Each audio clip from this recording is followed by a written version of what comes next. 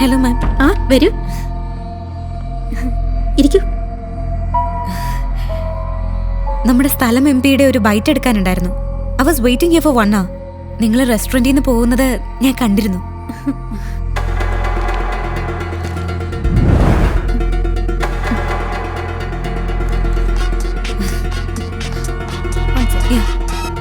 Hello, how are you? ചായ കുറച്ച് ലേറ്റായി പോയി.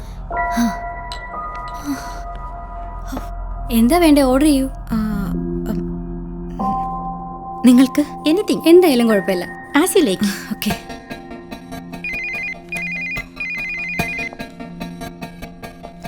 ഹലോ. 7 മണിക്കല്ലേ റിസപ്ഷൻ? വരും. Room 411. 3 fresh orange juice. Yeah. I ordered for orange juice. Okay.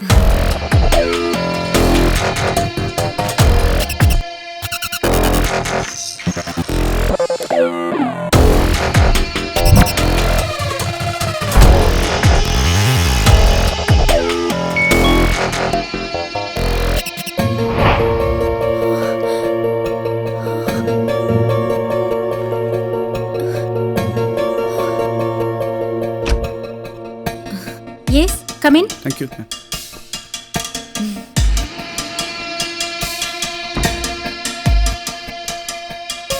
വൈകിട്ട് മധുവിന്റെ പാർട്ടിക്ക് വരുന്നില്ലേ?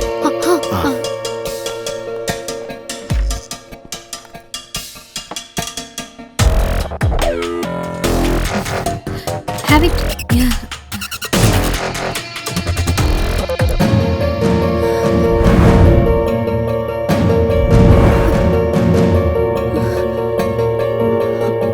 Okay. Thank you. Welcome.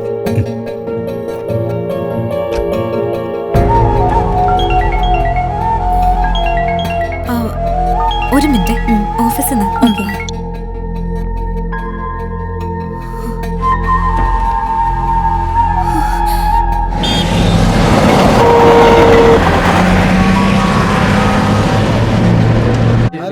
ഈ സംഭവം കേരളത്തെ ആകെ പിടിച്ചു കുലുക്കിയിരിക്കുകയാണ്. ഇത്രയധികം തുകയുടെ കള്ളനോട്ടുകൾ ആരാണ് ബാങ്കിലേക്ക് കടത്താൻ ശ്രമിച്ചത് എന്നാണ് പ്രധാനമായും വ്യക്തമായിട്ടില്ല.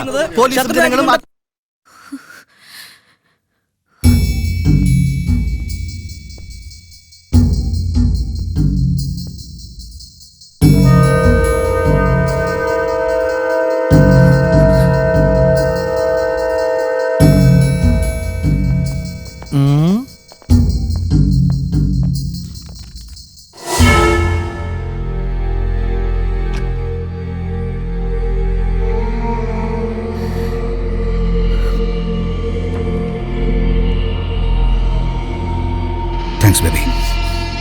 ഇനി തന്നേക്കും.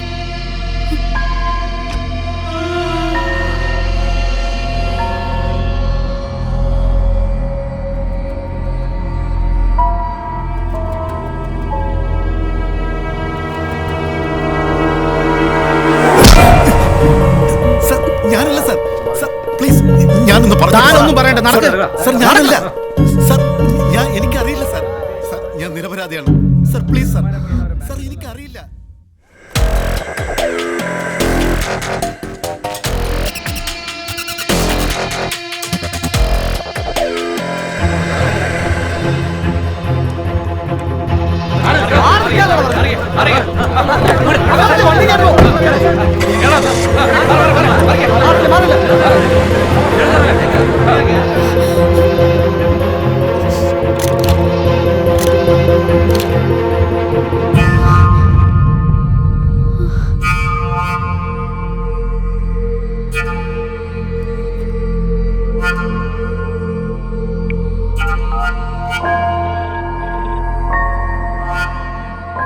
ജീവിതം അവസാനിച്ച പോലെ തോന്നിയ നിമിഷങ്ങൾ, അടുത്ത ചുവടുകളിൽ കാത്തിരിക്കുന്നത് ആഴമറിയാത്ത ദുരന്തമെന്ന തിരിച്ചറിവ്. എല്ലാവരെയും വിളിച്ചത് നാൻസി. നേരിട്ട് കാണണം, അർജന്റാണത്രേ. അടുത്ത ദിവസം പരസ്പരം കാണാനെത്തിയ ഞങ്ങളെ തേടി വന്നത് ഒരു ഫോൺ കോൾ. ഗംഗയ്ക്ക് ഒരു ആക്സിഡന്റ്.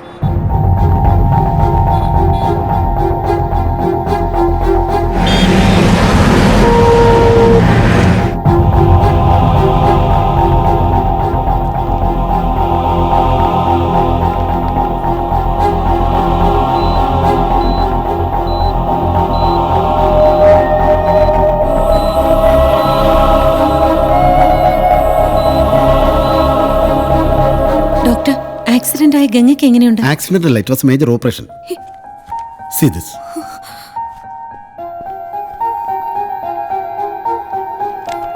ഡോക്ടർ ഞങ്ങളെ ഏൽപ്പിച്ചത് ഒരു സമ്മതപത്രമായിരുന്നു. മറ്റാരുടെയും നിർബന്ധത്തോടെയല്ല, പരിപൂർണ സമ്മതത്തോടെ തന്റെ കിഡ്നികളിലൊന്ന് ദാനം ചെയ്യുന്നതായി ഗംഗ എഴുതി ഒപ്പിട്ടത്.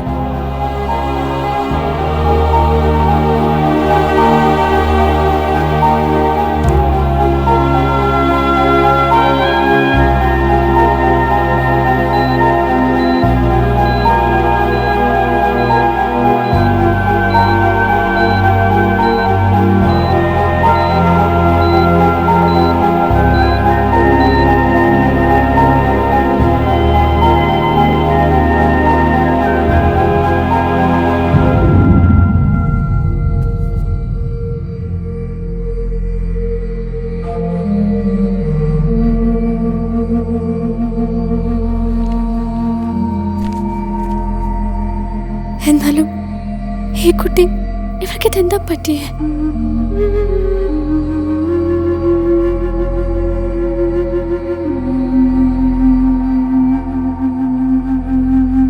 എക്സ്ക്യൂസ് മീ, ഗംഗയുടെ ഫോണാ. ഞാനാ വിളിച്ചത്. ആക്സിഡന്റ് ആണെന്ന് പറഞ്ഞത് ആ കുട്ടി പറഞ്ഞിട്ടാ.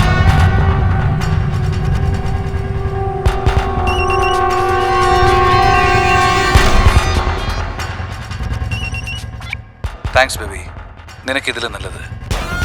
ഗോവയിലെ ആ മനോഹരമായ 4 രാത്രിയും 3 പകലുമായിരുന്നു.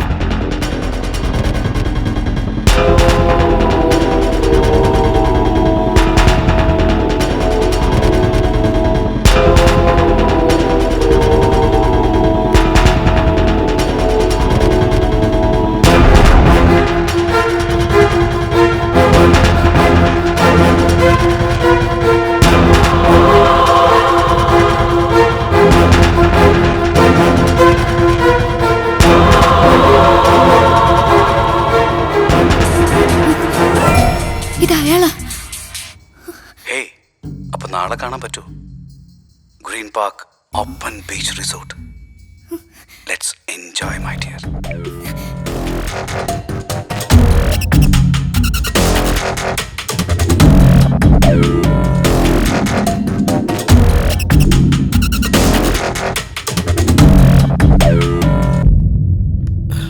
നയൻ 9387-944-158. മേരി വർഗീസ്, തടത്തിൽ വീട്, മാവേലിക്കര. ഇതാണ് ഗുണ്ടാസുര കൊല്ലപ്പെടും മുമ്പ് ഉപയോഗിച്ചിരുന്ന ഫോൺ നമ്പർ. ആ, ഇതാരാടോ ചത്തുപോയ അവന്റെ നമ്പറിലേക്ക് 1455 പ്രാവശ്യം വിളിച്ചിരിക്കുന്നത്? സാർ ഏതോ ജേർണലിസ്റ്റിന്റെ ആണ്. ഒറ്റ മിനിറ്റ് സാർ, ഡീറ്റെയിൽസ് പ്രിന്റ് ആകുന്നതേ ഉള്ളൂ. ആ, വേഗം എടുത്തുണ്ടോ സാർ.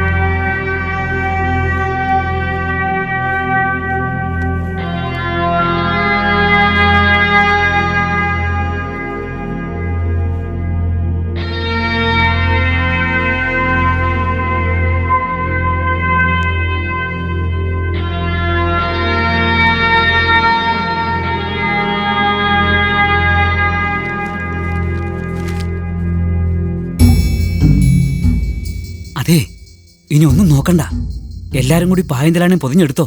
ഗുണ്ടാസിലൂടെ ലാസ്റ്റ് നമ്പറിൽ DYSPക്ക് കിട്ടി. ഞാനത് അന്നേ പറഞ്ഞതാ. താൻ പേടിക്കണ്ടോ, ഞാനതാ എത്തി.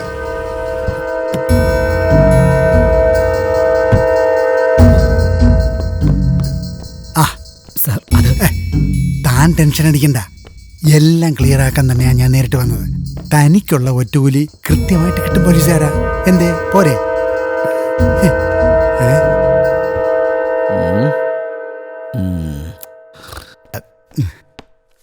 സാർ, നമ്പറിന്റെ ഡീറ്റെയിൽസ് കിട്ടി.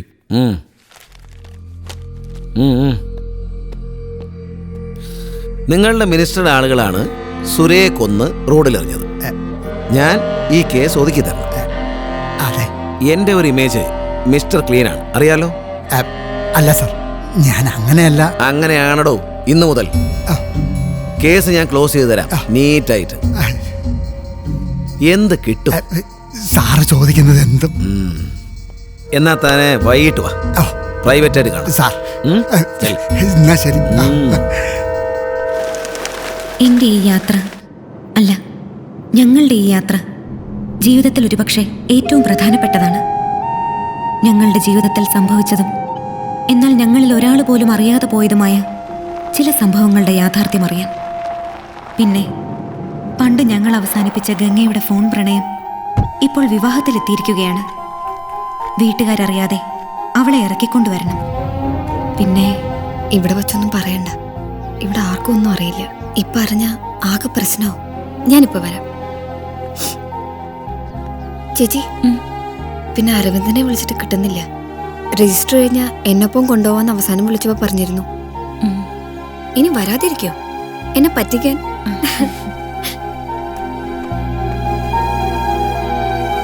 അവളോട് എന്താ ഒന്നും പറയാത്തത്? ഒന്നും പറയണ്ട. പിന്നെ അവൾക്കൊന്നും അറിയില്ല എന്ന് മനസ്സിലായില്ലേ?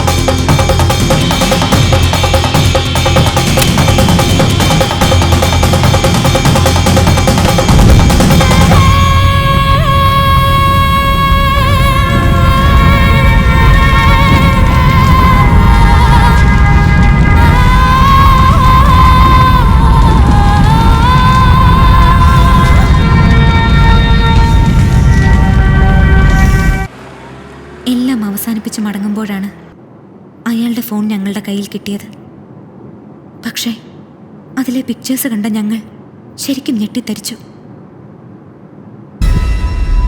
ഞങ്ങൾ അവസാനിപ്പിച്ച അവനുമൊത്തുള്ള ഗംഗയുടെ റൊമാൻറ്റിക് ഫോട്ടോസ്. ആർക്കും ഒന്നും മനസ്സിലായില്ല. അവൻ ഏറ്റവും ദ്രോഹിച്ചത് ഗംഗയാണ്. പിന്നെന്താണ് ഇങ്ങനെ? ആ ഫോണിലെ കോളുകൾ, മെസ്സേജസ്, അവയുടെ പുറകെയായി പിന്നെ ഞങ്ങൾ. അങ്ങനെയാണ് യഥാർത്ഥ സംഭവങ്ങൾ അറിഞ്ഞത്. ഞങ്ങളുടെ മുന്നിൽ എല്ലാം അവസാനിപ്പിച്ചുവെങ്കിലും ആ റിലേഷൻ ഗംഗ തുടർന്നിരുന്നു. സംഭവം നടന്നതിൻ്റെ അന്ന് വൈകിട്ട് അവൾക്ക് അയാളുടെ ഫോൺ വന്നിരുന്നു. ഗംഗയെ ചതിച്ചതിന്, പിന്നെ എല്ലാവർക്കും വേണ്ടി എല്ലാത്തിനും അറുതി വരുത്താൻ അയാളെ അവസാനിപ്പിച്ചിട്ട് തിരിച്ചു വരുമ്പോഴാണ് അറിയുന്നത് ഞങ്ങൾ കൊന്നത് ഗംഗയുടെ കാമുകനെയാണെന്ന കാര്യം.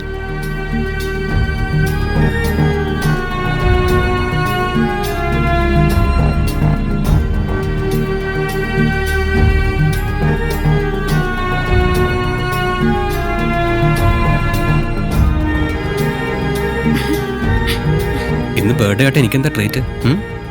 ഞാൻ വിളിക്കുന്നവരെ അവരറിഞ്ഞാലേ തല്ലി കൊല്ലുന്നില്ല. പിന്നെ ഇന്ന് നൈറ്റിൽ ഒരു സർപ്രൈസ് ഉണ്ട്. എന്താണ്? നടക്കട്ടെ.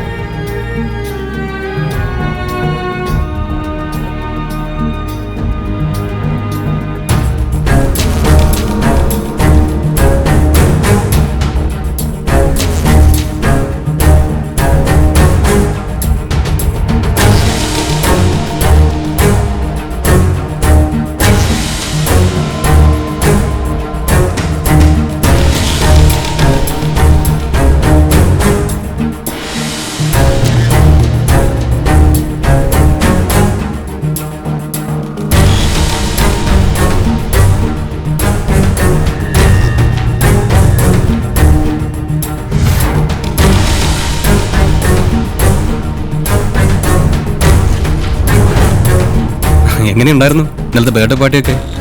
രേവതിയുടെ ഫ്രണ്ട് വരാന്ന് പറഞ്ഞിട്ട് വന്നില്ല. അതുകൊണ്ട് ഞങ്ങളെല്ലാം കൂടെ പുറത്തു പോയി. എന്നിട്ട് അവരെല്ലാരും കൂടി ചേർന്ന് എനിക്കൊരു ഉഗ്രൻ ട്രീറ്റ് തന്നു. അത് കഴിഞ്ഞ് വേറെ ഒന്നുമില്ല. വന്നു, കിടന്നു, ഉറങ്ങി, അത്രേ ഉള്ളൂ. Nothing special. എന്തായിരുന്നു സർപ്രൈസ് ഉണ്ടെന്ന് പറഞ്ഞിട്ട്? പറ. അത് പിന്നെ പറയാം.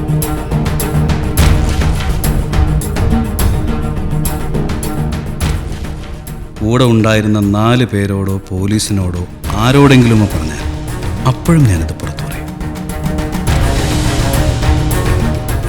ടേബിൾ നമ്പർ 4 അവിടെ തന്നെ കാത്തൊരാളുണ്ട്.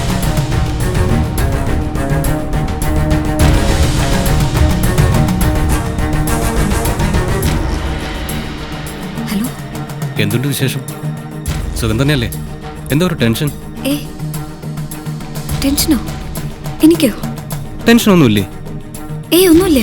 ശബ്ദം എന്താ പോലെ? അരവിന്ദന് വെറുതെ തോന്നുന്നതാ. ഇപ്പൊ ആരാ വിളിച്ചത്? അത് വീട്ടിൽ നിന്നാ. കുറച്ച് കഴിഞ്ഞ് ഞാൻ അങ്ങോട്ട് വിളിക്കാം. ശരി, ഓക്കെ.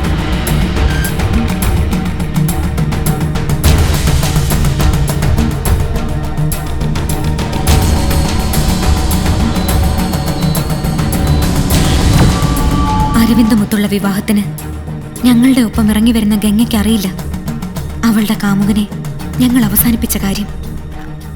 ഇനി ഒരിക്കലും ഇക്കാര്യം അവളോട് പറയാനും പറ്റില്ല. ഇതൊന്നും അറിയാതെ തൻ്റെ അരവിന്ദമൊത്തുള്ള വിവാഹം, ജീവിതം ഒക്കെ സ്വപ്നം കാണുകയാണ് അവൾ.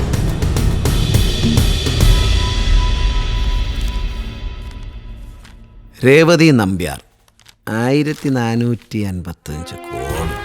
ഗുണ്ടാസുരയ്ക്ക് വല്ലാത്ത അസുഖം തന്നെ. അവിടെ കിടക്കട്ടെ.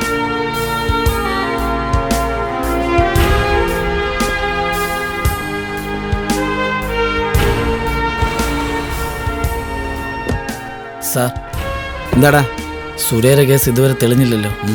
അന്ന് ഞാൻ പറയാൻ മറന്നുപോയൊരു കാര്യം ഇപ്പൊ പറയാൻ വന്നതാ. സുര മരിക്കുന്നതിന് ഒരാഴ്ച മുമ്പ് ഞാനും അവനും കൂടി ചേർന്ന് ഒരു ഡെഡ് ബോഡി സിറ്റിയിലെ ഔട്ടറിലുള്ള ഒരു വാട്ടർ ടാങ്കിന്റെ പുറത്തുകൊണ്ട് വച്ചിരുന്നു. ഡെഡ് ബോഡിയോ? ആരുടെ ഡെഡ് ബോഡി? സാർ, അതെനിക്കറിയില്ല. നീ എന്താ ഇക്കാര്യം ഇതുവരെ പറയായിരുന്നു? സാർ, ഇപ്പോഴാണ് സാർ എനിക്കൊരു ഡൗട്ട് ഉണ്ടായത്.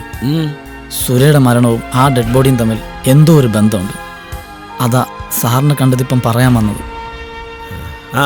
പിന്നെ നിന്റെ കൂട്ടുകാരനെ വെട്ടിക്കണ്ടിച്ച് റോഡി വെച്ചാരാണെന്നൊക്കെ എനിക്കറിയാം. പക്ഷെ കേസൊന്നും ആവാൻ പോകുന്നില്ല. ഞാൻ ആ ഫയലും ക്ലോസ് ചെയ്തു. അല്ല സാർ, ആ ഡെഡ് ബോഡി അതവിടെ ഇരുന്നോട്ടടാ. അതവിടെ ഇരിക്കുന്നതുകൊണ്ട് നിനക്കും എനിക്കും കുഴപ്പമൊന്നുമില്ലല്ലോ. തൽക്കാലം അതവിടെ തന്നെ ഇരിക്കട്ടെ. നാളെ എന്തെങ്കിലും പ്രശ്നമാണെങ്കിൽ അപ്പം നമുക്ക് നോക്കാം. നീ ചെല്ല്. ഭാഗ്യമോ നിർഭാഗ്യമോ കഥ തുടരുകയാണ്.